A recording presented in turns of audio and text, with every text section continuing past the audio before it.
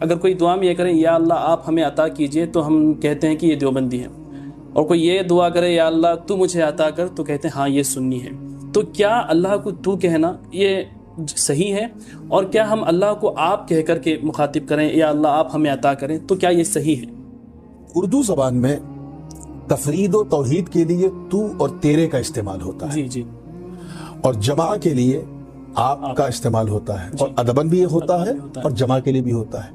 تو اب جیسے میں اگر آپ سے محبت سے بات کروں ادبن تو میں کہوں گا آپ، حالانکہ آپ اکیلے ہیں، جی جی جی، لیکن میں ادبن کہوں گا آپ۔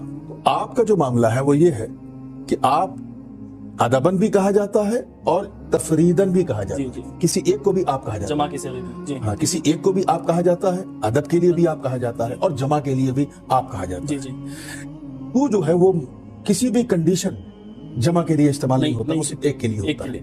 اگر ہم بلا شبہ اگر ہم اللہ کے لیے آپ استعمال کرتے ہیں بئی معنی کہ اس میں ادب ہے، تو ہم ادب کا خیال تو کر رہے ہیں، مگر اس میں کہیں نہ کہیں ایک ایسا لفظ استعمال کر رہے ہیں جس میں جمعیت کی بو بھی آ رہی ہے۔ تو اللہ کی ذات ایسی وحدہ لا شریک ہے، ایسی وحدہ لا شریک ہے کہ اس میں جمعیت کی بو باز بھی نہیں، بالکل گنجائش، بلکہ دو اللہ بھی نہیں ہے، بالکل حق ہے نا۔ انبیاء کی ذات تو ہے 1,24,000 کم و بیش، بالکل، اللہ ایک ہی ہے، ایک ہی ہے۔ اس کا ایک ہونا اتنا یقینی، اتنا بدیہی ہے کہ اس کے لیے اردو میں وہی صیغہ استعمال کرو جو سوائے ایک کی اور کسی پہ دلالت نہ کرتا۔ سبحان اللہ۔ اگر کوئی آپ ادبن کہہ دے تنہائی میں ہو، اگر ادبن آپ کہتا ہے تو انما الاعمال بالنیات، عمل کا دار و مدار نیت پر، نیت میں ادب ہے چلے گا، ناجائز بالکل نہیں ہے۔ تو وہ یہ سمجھتے ہیں کہ نہیں ادب ہے، ادب سے کہو، وہ یہ نہیں دیکھ رہے ہیں کہ اس ادب کے لفظ میں کہیں نہ کہیں جمعیت کی بو بھی آ رہی ہے۔ بالکل، جب کوئی غیر مذہب سنے گا تو اسے سمجھ سکتا ہے۔